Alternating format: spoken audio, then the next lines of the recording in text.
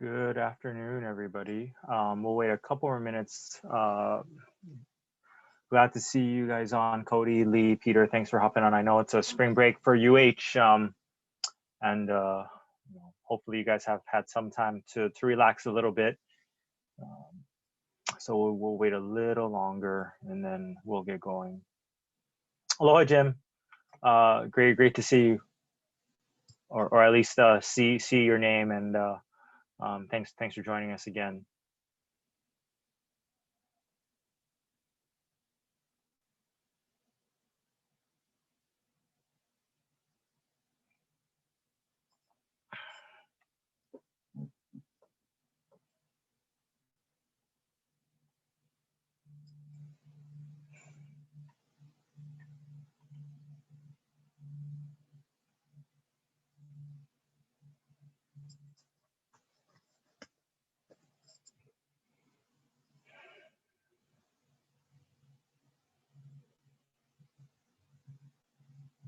Okay, it's 4:32. We're gonna just go ahead and get started. Thank you to the four of you for hopping on. Today's gonna be pretty brief. We'll save the larger announcements for we'll post it. But for the four of you here, Peter, I know you're tracking. Oh, good afternoon, Janet. Thanks for joining us. We're gonna alter our op tempo just a little bit for our Thursdays. We're still gonna have our weekly Thursday webinars. However, we're not gonna have a deep dive every Thursday, just because everybody's workload is picking back up, and also I think we're reaching a point where there may not be a need for a deep dive every Thursday. I think everybody's awareness and understanding of COVID is to a point where we're decently fluent in all of the aspects of COVID and COVID vaccination efforts. So I wanted to save the deep dives for major updates to COVID vaccines, the variants, genetic sequencing, and any other major updates that require some of our experts to come on and do some deeper presentations. That being said, we'll still do our overview and our highlights, science highlights every Thursday, just because it's good to bring everybody back to the same page at least once a week, as CDC updates guidance, WHO, etc. So we'll still be having that, just won't be a full hour every Thursday, and I think that'll work out well for everybody. That being said, for example, today I'll leave the forum open just for a little bit to answer any questions that you may have, and also if I'm not able to, maybe that's identifying a potential future deep dive. So I still always invite you to participate every Thursday. So once again, starting with Japan, and next week we'll have Korea, as Korea's, I recently checked the Safe Travels, and Korea now is part of our Safe Travels program and has been for a little bit. So we need to update some of looking at Korea as well. Japan, similarly, nationally to us, is at a steady rate, maybe slight increase, but definitely at a plateau in terms of we're not seeing a continued decrease, and whether or not that's due to increased testing or not, that remains to be seen. But once again, they're holding steady, and we are less than 4 months away, about 4 months away to the Olympics. So we'll keep a close eye on that. At a national level, continuing a slow downward trend, though I was reading CDC and CNN this week. So there's about 16 states that have seen in the past week a 10% increase. So once again, that's nothing crazy, but as there's more sequencing and as the UK variant continues to be the more prevalent strain, we will keep an eye out. That being said, I want to highlight that just the fact that we're seeing an increase in the raw number of cases for the variants doesn't mean that we're going to be in a lot of trouble. That shouldn't be the only indicator. We are increasing our capacity for genetic sequencing, so it's only going to be natural that the raw numbers of the variants are going to increase. We still need to look at that relative measure as well. So, balancing some of the information that we're getting in the mainstream media with the more subtle aspects of understanding the overall aspect and transmission of the virus. Arizona and California are continuing to trend downwards, which is great. I think Disneyland is opening up soon, so hopefully that won't result in an uptick in California cases. Nevada holding steady, and we'll see as Las Vegas reopens how that's going to impact the overall state trend. And then Texas, slight uptick up. That's not a indicator that it's going to continue to increase. It's just those fluctuations on a week-to-week basis. Our Hawaii specific metric, focusing mainly on our percent positivity, we are doing well.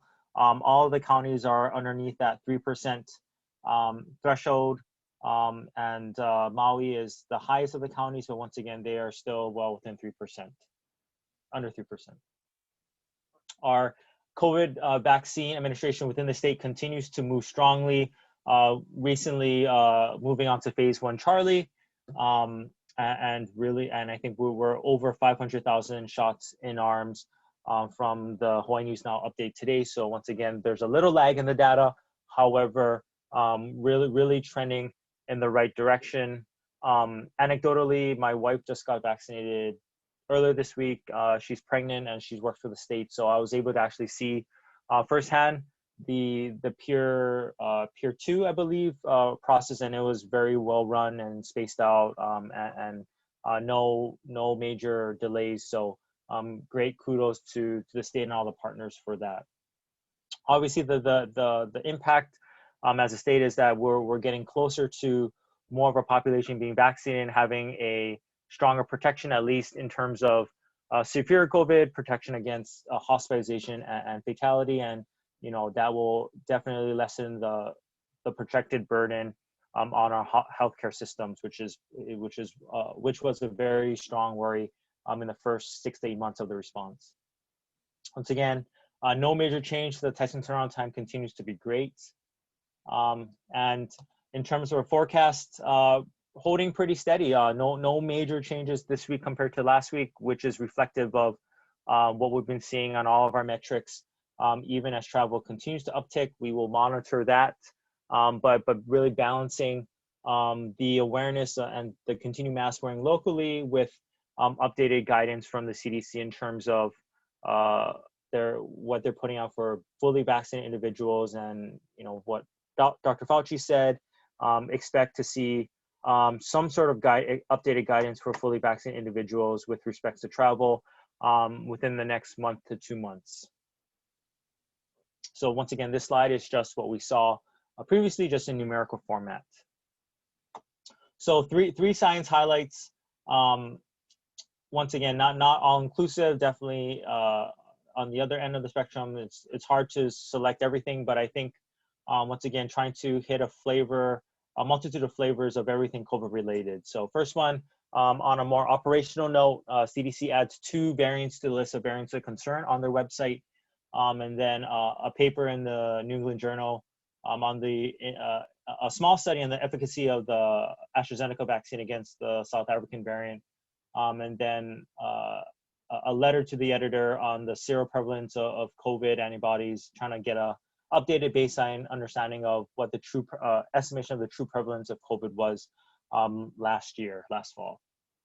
So the next few slides is going to touch upon the CDC. So this is just taken straight from their website. I don't know how often you guys go to their website, but they actually have done a really good job updating in pretty much in real time changes to their guidance in all aspects of COVID. So today highlighting their focus on the variants. So they kind of characterize by variant of interest, variant of concern, and variant of high consequence. And currently, there are no variants of high consequence. The 5 that I'm going to highlight are the ones of concern. Once again, remember that viruses mutate. That's what they're supposed to do. And so just because we see new mutations doesn't mean that we're losing the battle against COVID. It's just part of what they're supposed to do. So here's a definition of variant concern. Adding on to variant of interest, evidence of impact on diagnostics, treatments, and vaccines. And from what we have, all 5 of the variants of concern have evidence of that, and also evidence of increased transmissibility and disease severity. So everybody, the B117, that's the UK strain, the B1351, the South African, and the P1, or the P2, the Brazilian strain. These 2 are new. They were added within the past 48 hours to the CDC's website. They're both from the California, so they're known as the California strain. As you can see, there's only 1 paper cited, and it's still a preprint and Medrix. But what they're saying is that it's resulting in about a 20% increase in transmissibility. I read through the preprint.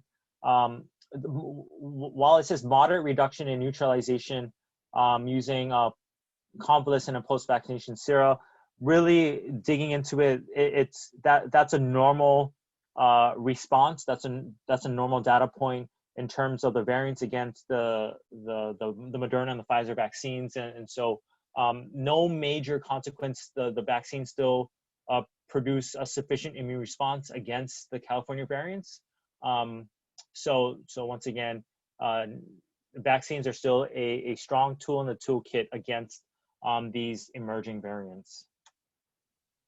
And then moving on to a similar topic, the Astrazeneca vaccine was tested for efficacy against the South African strain, which is the one of the 3 quote unquote international variants of concern we were the most concerned about in terms of efficacy. So they followed 750 participants from their earlier phase 1b/2 trials, double-blinded multi-center study. The N was 750, and the primary outcome was efficacy of the vaccine against COVID with the onset of COVID determined 14 days after second dose.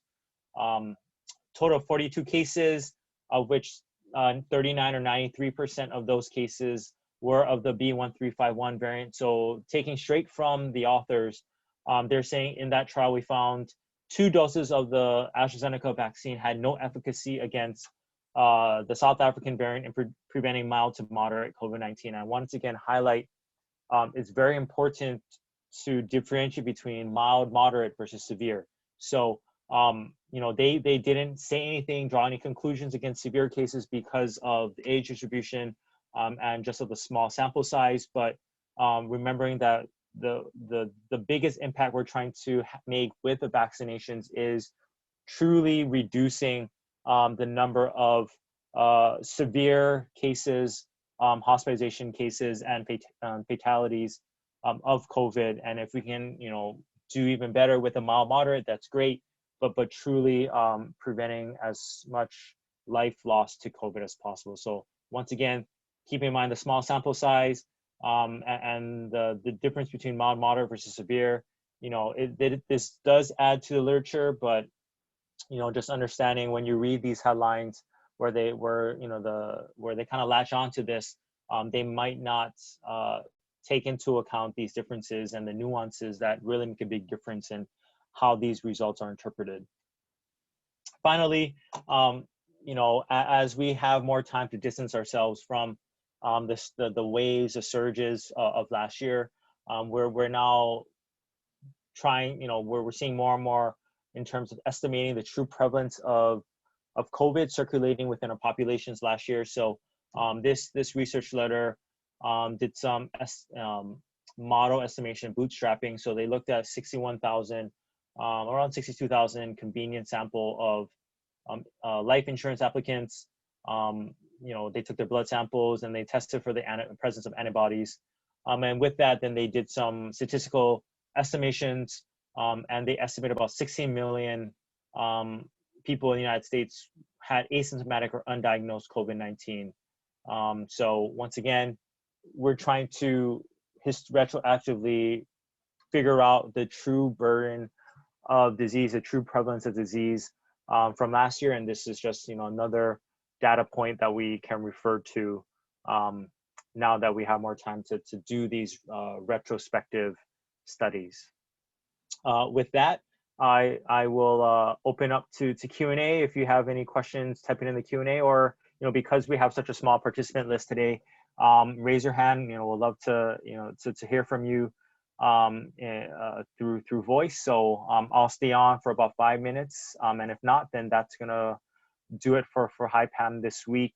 For those who showed up a little later, just wanted to update you. And from my perspective, I think this is a good thing. We're changing up the battle rhythm per se, the operation tempo for HiPAM, our Thursdays, in terms of we'll also have our Thursday webinars, but we with the great work of all of our HiPAM core members and also your participation, I think we've reached a baseline. We've increased the baseline of knowledge with regards to all things COVID. And there's only so many new things that we can have deep dives on every week, and wanted to be mindful of your time and our time to really make sure that when we do have a deep dive, it contributes to the public knowledge and the overall knowledge and understanding of COVID. So with that, we'll, as updates come with COVID vaccinations, variants, sequencing, anything else, that then we'll have our deep dive. We'll highlight that in an email that we send out. But we'll still have our data update and our science highlights to make sure that at least on an operational level, everybody's tracking the anything updated from CDC or WHO or NIH, and also give us a little more time on the back end to have a little more free-flowing discussion if there are questions that anybody has that came up throughout the week and may be able to answer. And if not, then you'll be doing us a favor by identifying a potential future deep dive topic. So, and thanks, Lee, for the congratulations. So this may be, hopefully this won't be the last Thursday you see me for a little bit. I have a baby girl expected in the next 2 to 3 weeks.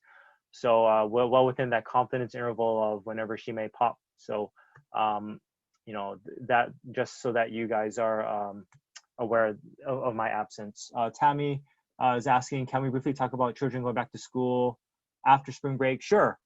Tammy, Rukia, if you can give Tammy the option to speak. I want to make sure you have the ability to ask fully that question, because I want to make sure. I just was wondering if HiPAM had a point or a stance on this, and I know that they're carefully thinking it through, but any reactions or? Sure. Yeah. Are you asking specifically for Hawaii? Yes, correct. Okay. That's a great question. I think I can take this back to the rest of the experts and see. I don't think we talked about that yesterday, or if we did, I had to leave early. That's a very important topic, and personally, I think that we are at a place where if we continue to do the consistent mitigation efforts, we can open schools. I think from a cost, from a, if you're weighing the risks and the benefits, the long-term impacts to our keiki are way worse if we don't open. And I think we have enough information now, and we have enough tools in the toolbox to do it safely. It's not even counting vaccinations. We understand better how the virus is transmitted. We have our education efforts have had time to kind of take root.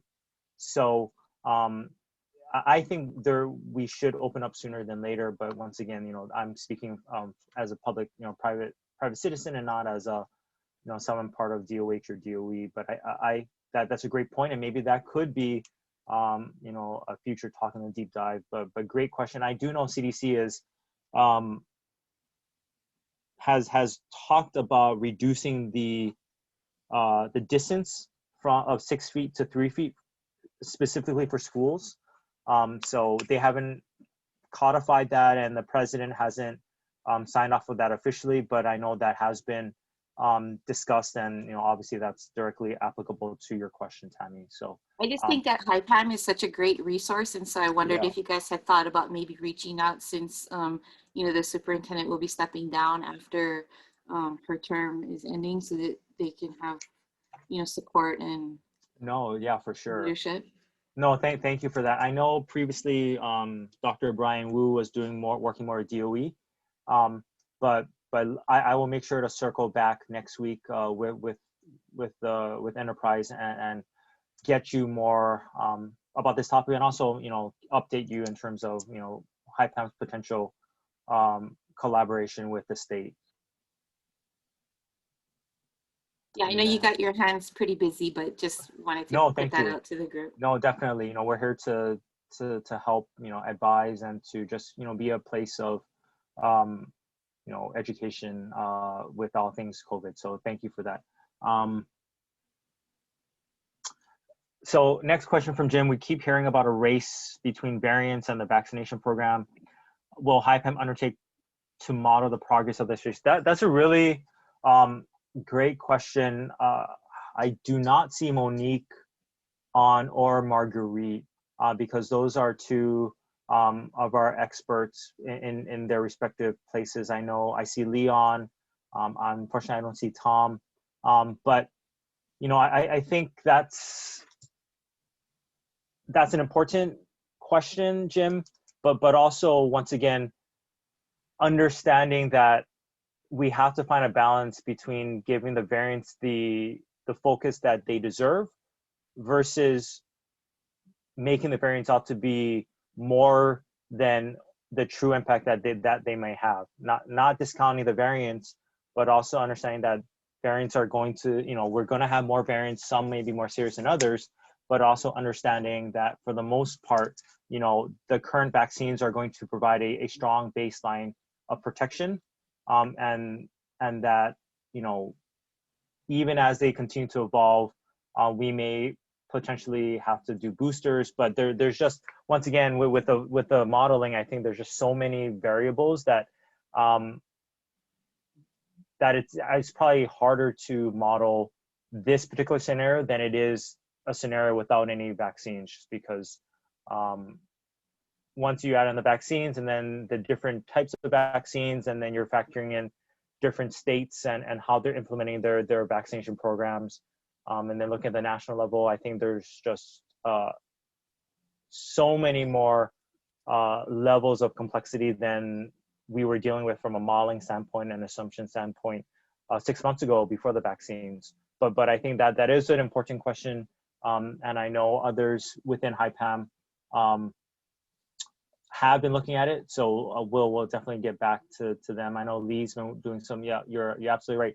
Lee's been looking at that, but I think trying to figure out, obviously we've discussed different types of models and their strengths and benefits, and I think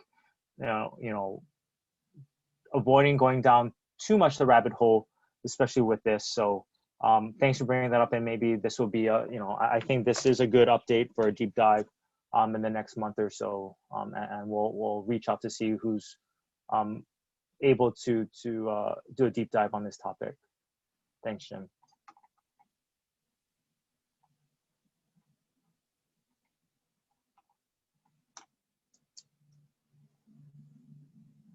Oh, hey, Brian, Dr. Wu is on. We had a question previously earlier from Tammy about, guidance about school, kids going back to school, whether or not, thank you for thinking highly of us, Tammy, for enough so that you think we could support or advise DOE or the state in terms of, using our modeling or just our expertise with that. Brian, I know you were working previously with DOE. Are you still working with them in any capacity, or do you have anything to add about this particular topic? Yeah, still interacting with the DOE for various COVID things. And I apologize, what was the question? So the question was, do we have a stance or opinion on children going back to school after spring break, and with the superintendent, Dr. Kishimoto, stepping down, is maybe a potential for HiPAM's collaboration, or providing some advice to the DOE as they reopen, especially with CDC coming with a potentially updating their guidance from reducing 6 feet to 3 feet for their physical distancing. I mean, I think in general, in terms of school reopening, what we've seen in our country, even throughout the pandemic and in other countries, is, community spread is going to be kind of that main factor influencing the potential for schools to be a source of community spread, and it's typically not the classrooms. I think folks probably have seen the contact tracing that occurred in Georgia, where they basically identified that the routes of transmission weren't really the students, it was more the adults with it. So, as our state has kind of prioritized our schools, our teachers, our educators to get vaccinated first, hopefully that really minimizes the risk even more. I think throughout the pandemic, it really has been continued to be demonstrated based on available evidence that safe school opening is very, very possible with, appropriate risk mitigation measures, and particularly based on community risk mitigation measures. I have no idea if that helps address the question in any which way, but I'll pause there. No. I mean, personally, I think that answers a lot of the questions. And Tammy, if you have any follow-on questions, please go ahead. But I think that definitely provides a better perspective. One thing I want to add to what you said, Brian, is what the data is also showing is, if we were to look at the school age, from K through 12, that population, the studies that have come out indicate that those who are older, the high school students, are greater risk for transmission than the younger keiki. So, and obviously the younger keiki definitely need to be in person. It's harder for them to be online than it is for the high school students. So, once again, we're getting more and more data in terms of who's more likely to be responsible for transmission within the household, and it's definitely the older student than it is the younger keiki. So, just wanted to add that data point as well. So, Tammy, if you have any other follow-on questions for Dr. Wu, please go ahead. But I think he did it. I think he answered it spot on.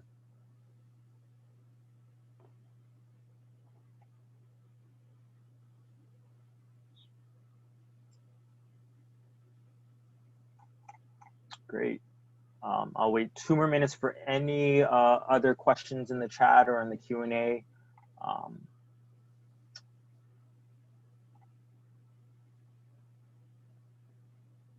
And maybe in a week or two, we'll have just a quick vaccine highlight as well.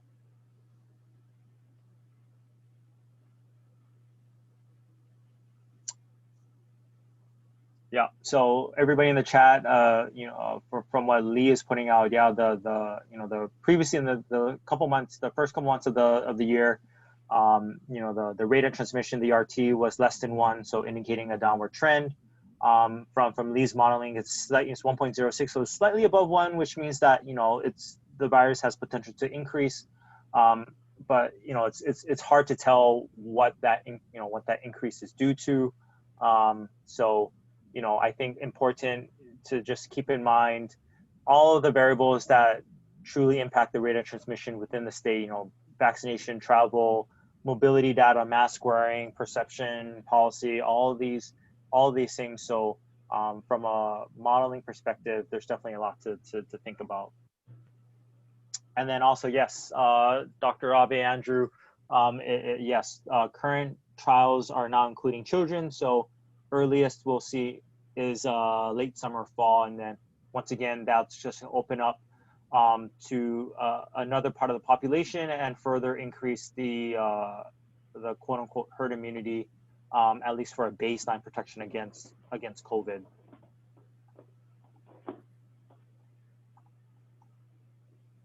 Andrew, a quick question, and we'll call it for today. What, and definitely not to put you in a spot, and not expecting a firm answer, but what would be the couple of things? What is the next vaccine you expect to see get EUA in the United States, and then when is the earliest you would expect Pfizer, Moderna to get approved for full authorization?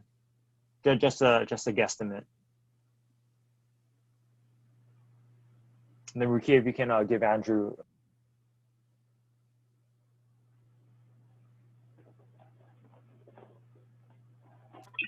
Hey, can you hear me? Can you hear me? Yep. Hello? Oh yeah.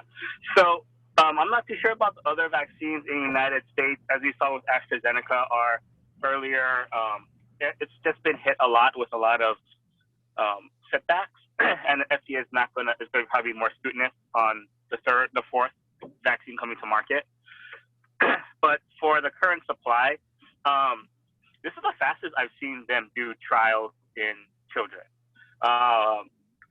12 years and up have been undergoing for a couple months now. We may see results in early summer. If it follows the same timeline, we may see expanded indications from 12 years and older mid-summer, maybe late summer. They just started, I think it was Moderna that just started clinical trials in 6 months and older. But you probably won't see that until later summer or early fall. But it looks pretty promising for the start of next year's school year, with kids potentially starting to get vaccines before the next year. Perfect. Thanks. And I'm sorry, I dropped off a little bit. But did you answer the formal or the full authorization for Pfizer Moderna expected timeline? Yeah, expected timeline. I would say 12 years and up. The data is probably coming early summer. Okay.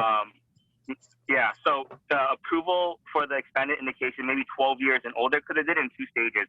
I think 12 years and older, you might see that indication come through mid-summer to maybe late summer at the latest, hopefully. But any younger than 12, they just started phase 2, phase 3 studies in the younger than 12 population. So we probably won't see that till later summer, maybe early fall. Okay. And Thomas, I can talk with you later on about maybe sharing how those things are going and maybe more detailed timeline as we get more data coming out.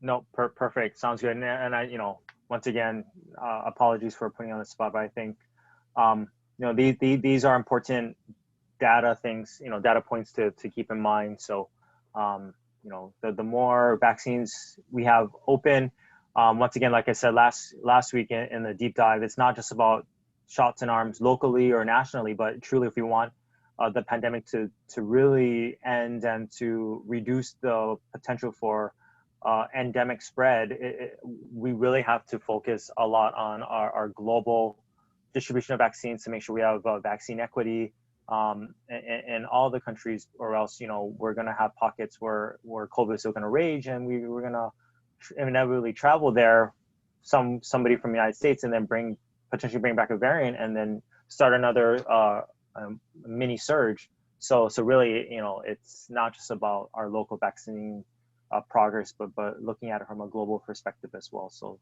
those are some important. That's why I asked Andrew for some updates on just the overall studies as well. Hey, Thomas. Yeah. And to add to that, I think a couple months ago, Pfizer was looking at full FDA, not just EUA authorization in April. So I don't know if that's still the timeline. So maybe quite soon. So not for the young children, but for not just the EUA, but for full FDA. And then I think if it isn't going to be AstraZeneca, but I know there's some issues with that, Novavax is going to be the next one coming up pretty soon. Yeah. And then I had one other quick thing and I completely forgot what I was going to say.